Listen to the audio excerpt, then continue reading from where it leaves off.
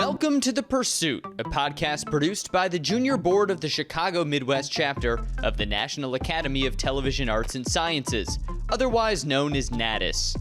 We're a group of emerging media professionals seeking insight from leaders in our fields. I'm Sam Brief, a digital editorial producer for NBC Olympics and a broadcaster for the Windy City Bulls, among other Chicago teams. I'm your host for this episode, and today we've got Josh Frydman, the co-host of GN Sports and a sports reporter and anchor on WGN. Josh has been with WGN and CLTV since October of 2014, and I really wanted to dive in with Josh on his career path in this episode because he's been both in what a lot of Chicagoans would think of as a far-off remote area in Cape Girardeau, Missouri, and then come back to his hometown of Chicago. He's from suburban Buffalo Grove. He went to Stevenson High School and then off to the University of Missouri at one of the most prestigious journalism schools in the country. Josh is a hard worker and a really smart and savvy reporter, so I really wanted to dive in with him on his path. So without further ado, here is The Pursuit with Josh Frydman. And now it's time to welcome Josh Frydman of WGN to The Pursuit. Josh, welcome in. Great name, by the way, Sam. The Pursuit. Already a fan.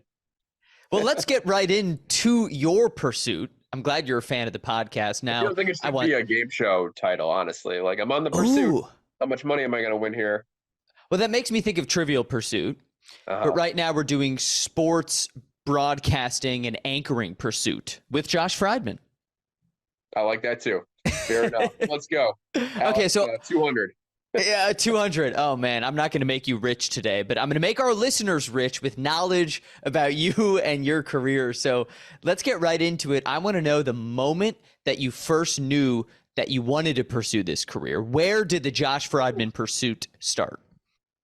A moment. All right. Well, I was always, a fan of sports. So growing up in the north suburbs of Chicago, rooting for the Cubs, kind of got the tail end of the 90s Bulls. We went to about, half a dozen Blackhawks games a year, obviously rooting for the Bears. So I was, being a Chicago kid, I was sports through and through. So I was like, not going to make it to the professionals, being, 5'8", 140 pounds. So you and I are the same size, so yes, I can really relate. Yes. And it was too early for pickleball, which I got into now. So, at the time it's like, what can I do to get into a career in sports? And honestly, I remember being at my buddy's place, I think it was probably like 8th grade, honestly. And we were like talking about, hey, what do you want to do when you're older? Kind of one of those things. And I was like, I want to be the Cubs broadcaster. And so that's kind of the first like seed I can remember planting in my brain about like what that would look like and what that would take. And then because I had that idea when I started my freshman year at Stevenson High School, I was like, where's the radio station? What can I do to start broadcasting games and see if this is something I like? And luckily Stevenson had so many amazing resources and opportunities, including the radio station WAES 88.1 FM. Shout out Stevenson High School. And right away I joined it wasn't even like a club at that time. You just could sign up for a shift and started hosting a morning show with two buddies, 6:30 in the morning to 8 a.m. Basically as dreary-eyed as you can imagine in the morning, just playing random music, talking whatever we wanted.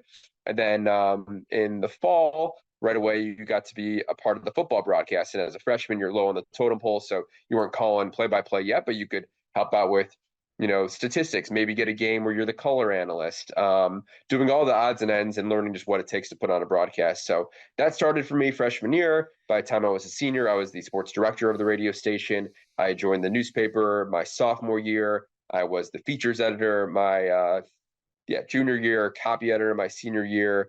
The newspaper was an amazing experience. We won national awards, and I think it was one of the better, not to toot our own horn, but it honestly was one of the better newspapers in the country from a high school standpoint, just the work we put in. So that was really cool.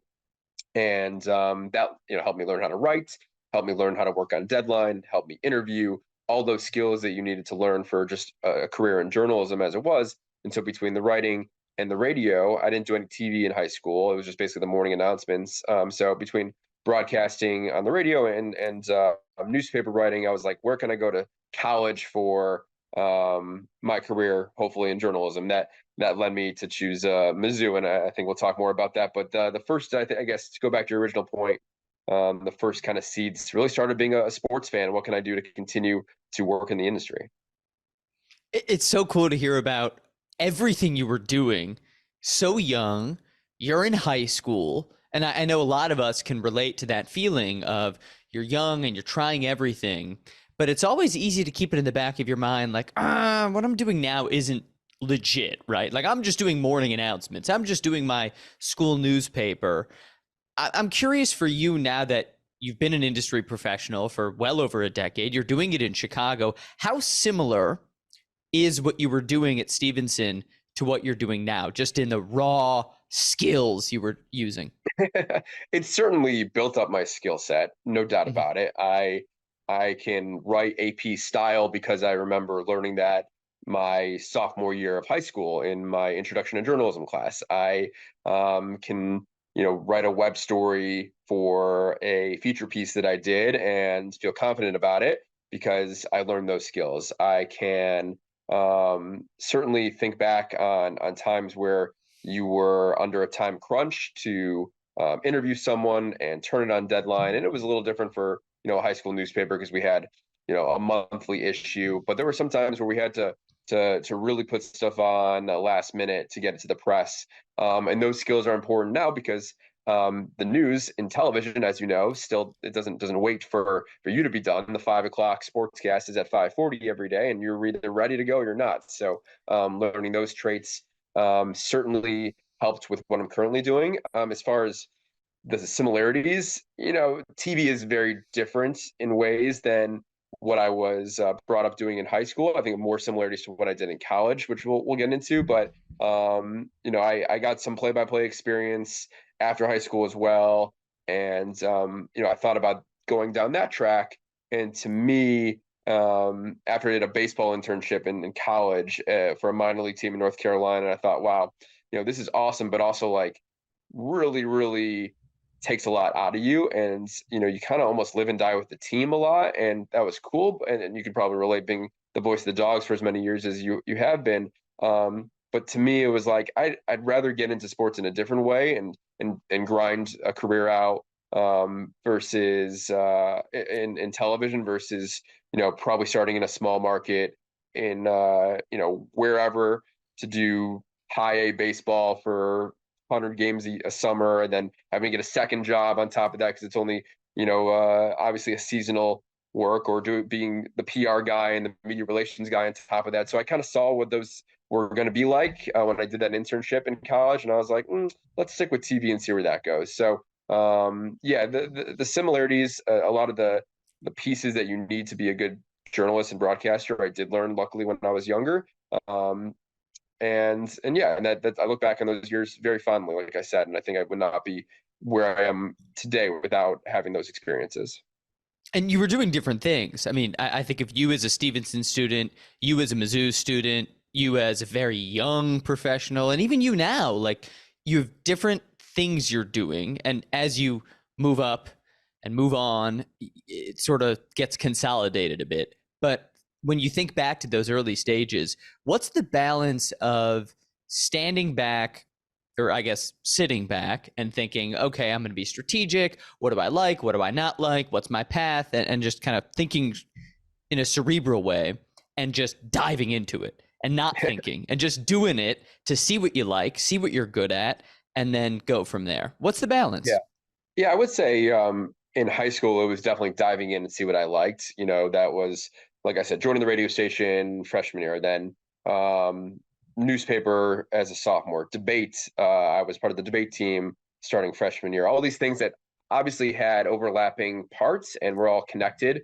They're all about, interacting with people and communication skills. And, I knew I kind of wanted to get into somewhat of that industry, even from an early age. So I was like, what else can I do to hone those skills? But it was also trying things. And some things, like I didn't like debate as much as I liked writing for the newspaper. And I liked calling football and basketball games and baseball games more than I liked being a DJ radio host. So those things you do learn on the fly. And then right before I started at Mizzou, kind of got a very lucky connection made from my aunt and uncle in Houston, who met a guy randomly who went to Mizzou, who was an investigative journalist in Houston. And they're like, "Do you mind talking to our nephew? He's going to go to Mizzou." And he was like, "No problem." And his name's Mark Greenblatt, one of the most successful investigative journalists of the last, I would say decade or so. He's now a professor at Arizona State. And he became a mentor to me really as a senior in high school. And he would tell me about all these things to get involved with at Mizzou. And it started with the TV station, MUTV. And so I didn't even know about it before I went to Mizzou. And he's like, "Join that. See, I loved it. See if you like it." And there's a leadership class he told me about. So all these things I would not have known about, definitely not, at least before I went to campus, on campus there at Mizzou.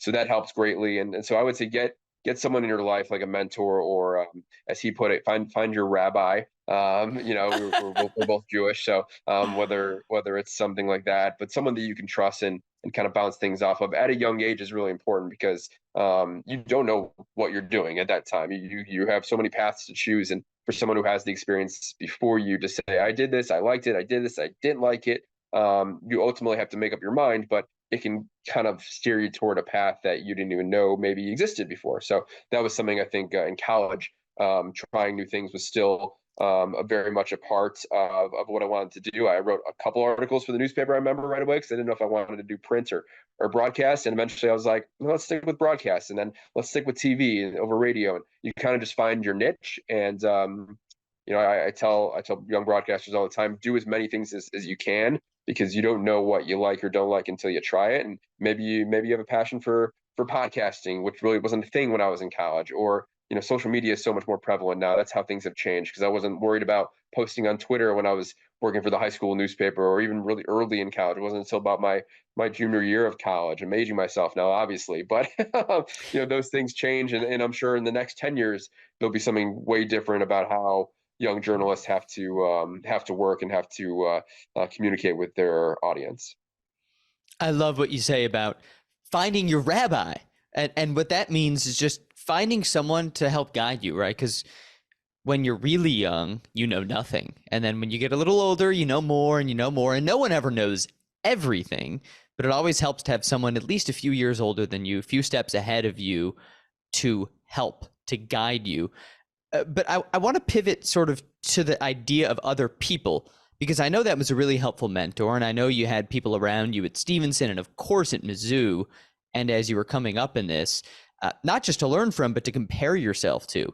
And I know, especially in the age of social media, which you alluded to, a lot of young people struggle with that. And they might see someone who's off doing something they wish they were doing. And that can have a mental strain in an industry like this that is so front facing. So how do you avoid that pitfall of not getting so caught up in what everyone else is doing and just staying in your own lane? Yeah, it's a good question, Sam. I think I have kind of a funny story about that. I will say, senior year of high school, going to Mizzou and going to study journalism. And again, the newspaper was a very formative part of my career there, and it was very competitive. And there was another sports writer at, I think, Naperville Central, I want to say he went to, named Alex Rubenthal. And we didn't know the kid, but we knew of him because of certain competitions we would enter or journalism conventions, and he would always be one of the best sports writers. And we would, he was a local guy, and we were like, and we found out he was going to Mizzou. We're like, oh man, like we got to beat this kid. Like we got to be competitive. We got to be a better writer, better journalist than him. And then I met him at Mizzou, and he's like the nicest guy ever. And he wasn't looking at us in that way at all. He probably didn't even know we existed at the time as like a competitor, right? We just became friends and became colleagues. And so I just think back of like, you can get so in your head about competing and comparing.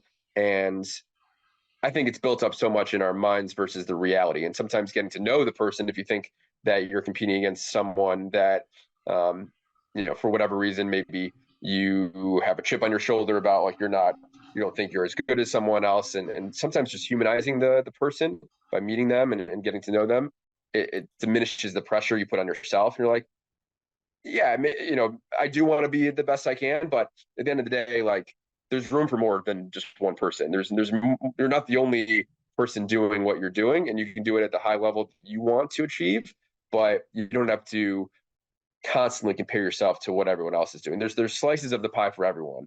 And I think, I learned that kind of in that analogy, or that story, I guess, where I think getting to know people that you may perceive, whether it's just seeing them online or seeing stories from them, if you can find a way to actually interact with them, maybe you see someone, if you're a college student or a high school student, you see someone posting articles that you admire, instead of feeling like, oh, I have to beat them or find a way to get the scoop, maybe just DM them, contact them, reach out, email them, and say, hey, I really admired your story. Can we, maybe meet for coffee and talk about how you did that, how you found that story, or got that scoop? Because most of the time people want to talk and be open to you, and maybe that's where you find a mentor, if it's an older student, or that rabbi that we talked about. So yeah, I think to go back to your initial point, Sam, it's very hard now to not compare yourself. And even now, like,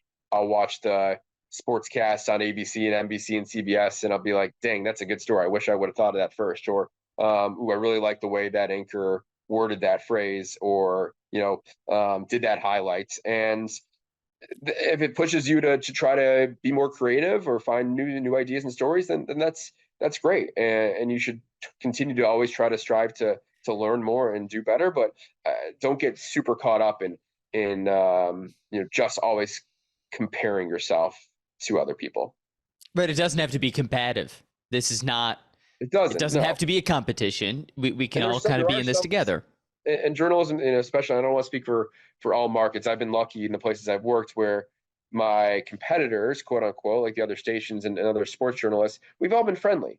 And I don't think that's always the case, and I think it has changed in the years, over the past 5-10 years. Versus you hear stories from like the 80s and 90s where journalism and TV broadcasting was really in its heyday, and you're like, these people, they were out for blood. Like, they were not friendly with each other, because that meant not getting the story on air, and not getting the scoop, because there was no other place to get it. There was no social media or no internet. So if you didn't have it on your newscast, the viewer was going to change the channel. And now I think there's so much that we do all kind of share resource wise. And, if you can find that unique idea that makes people tune into your work, that's what you're always striving for. But ultimately, you're yourself, and you're going to be unique in the way you deliver your sportscast or your news or your broadcast, whatever you're doing. And just to continue to refine yourself and do that in the way that is authentic to you is more important than saying, like, Joe or Jane at the other station is doing this a certain way, and I want to compare myself to that person. It can be unhealthy, especially with social media. And that goes for all of life, not just for the business that we're in. So it's always a balance, and I think trying to stay true to yourself is ultimately the best advice I can say. And I can second what you're saying about the Chicago market. I mean, I'm lucky as an up-and-comer to have gotten to know you really well, especially, but also some of your, quote, competitors, right? And everyone's nice. None of you are like cutthroat people who I can see doing the second example of that hypothetical you were just building. This is a much better culture than that. And something that's interesting, too, is now I'm talking to you at an interesting time, because I believe your son just celebrated today his 10-week birthday. Big time, 10 weeks. Yep. Thank you. Yeah, Miles. Yeah. You've got a growing family that just took a huge step. So many others also have families, but you're also working all the time and crazy hours. You just got back from Cubs and Sox spring training down in Arizona. So we're talking about life, we're talking about work, and that's a buzz phrase, right? Work-life balance. You, from the outside, you seem like you've achieved it. How do you get to that point? Well, I think it starts, with having your priorities. Are you someone that, if you're starting out in the industry, do you want to do whatever it takes to make it where you want to make it? And I say that meaning, if you're a high school or college student and your goal is to go to New York or go to Chicago or be a network sports anchor or be the play-by-play guy of a major league team, that early on takes some sacrifice. I moved around a lot. I lived in smaller cities. I didn't make a lot of money. There are all these things that are not necessarily compatible with having a family life early on, right? And so you have to realize you may have to choose some of those. Now, if you are someone that's young and you have, a long-term partner and you're like, this is it, I know who, then it's about communication and making sure they know there are some sacrifices in this industry that you have to make. And it's not like I'm just going to jump to the big city and we're going to live comfortably. It's not always like that. And so that to me is the most important thing, like getting your priorities settled at an early age. Like, doesn't mean you have to be single the entire time, but you just might live in one place for a year and then have to move for another, year or two, or you might, be just a little bit more flexible than someone who's starting off in a different industry that has a little more just consistency to it. So I think that's part of it. And then once you're older and you start to, you want to have a family. I'm 34, almost 35. My wife is almost 32. We were ready to start that family life. We've been together for almost 8 years, and it was like, all right, we want to have a kid, and so that was the process that we started. And right now, I can not picture having a kid 5 years ago. I didn't think I was ready, right? So it's something that you got to just understand where you're at in life and realize, are you ready to get married? Are you ready to have a kid if you want to have a kid? And know that it will take some sacrifices from the professional standpoint, but I would say we do a good job as a family of knowing, all right, I'm working late tonight. What does that mean? Can I come home for dinner? Do you have to, we're still figuring out 10 weeks into how to balance the kid, and my wife is still on maternity. But after that, it'll be a lot of more questions about who's picking him up from daycare, who's taking him, all these things. And so communication being the number one thing, especially with odd schedules that journalists tend to work that are not 9 to 5s. I think it does work sometimes in our favor because I'm usually off in the morning. So if my wife has things to do, I can be around, and then vice versa during the nighttime, she takes over. So making sure you're always just kind of communicating with each other, and yeah, that's the best you can do. Work-life balance is always going to be a never-ending trial and error. You're constantly tinkering with things. You're never going to have it perfect, or it's going to be like, oh, this is always going to be the schedule, because things are going to change. And a good example, you mentioned I was just in Arizona. I was going to be there for 10 days of work. That's a long time to be away from a newborn, right? And my wife. So we're like, all right, how do we make this work? Her parents were grateful to come in and help out when I was gone. Then she and my son flew to Arizona because my parents lived there. So we were able to make that work. And it was a lot on her because she had to fly with our then 9-week-old son by herself. But if it meant coming to Arizona, warmer weather, being with my parents, and also me getting to spend more time with them when I was done with work, that's what we did, and we got to extend the trip. And so making those little sacrifices and just kind of stepping a little bit out of your comfort zone, because that's not easy to travel with an infant. And then you figure it out from there. And honestly, it was kind of easy because he slept the whole time. So we had, little kids on the flight, which were honestly a little bit more difficult, I can imagine, to travel with a 9-month-old or a 1.5-year-old who is more potentially mobile and doing things that, our baby's just sleeping and eating. That's pretty much it right now. And what you said at the end is an awesome place to wrap this up, because it's, you figure it out, right? Don't ever let someone tell you it can't be done. I've heard that so many times, like, oh, if you want to do this, you can't have a family, you can't make, like, oh yes you can. Look at Josh, look at all these people who are able to have families. You figure it out. And it's super cool to hear that anecdote of you actually bringing your wife and son to Arizona, because this can be a good thing too, right? It doesn't have to be, oh, I work crazy hours and I never see my family. It can be, no, I work a cool job where I get to go to spring training in Arizona, and we're able to find a way for my wife and kid to experience that too. So there are actually good things too, if you just put in the work to figure it out. It's all about framing it, right? Exactly your point. You can frame it as a bad thing. Oh, I got to work. I got to go out of town. That's going to be tough. Or you can say, well, what can we do to make this a positive? And to, obviously things have to be, in our favor, where if my parents didn't live there, it would have been a little tougher, right? Or if her parents weren't able to come in and help out when I was gone, it would have been a lot tougher. But if you ask and you find ways to make things work, and if you're lucky to have resources like family that can help out, it makes it easier. But if not, there are ways to make things work, as long as you are always communicating and not like, hey, I thought we were going to do this, but maybe not. And then your spouse is like, well, you never told me that, right? Like, so constantly being aware of what the other person not expects so much, but just don't totally blindside them, and don't spur the moment and say like,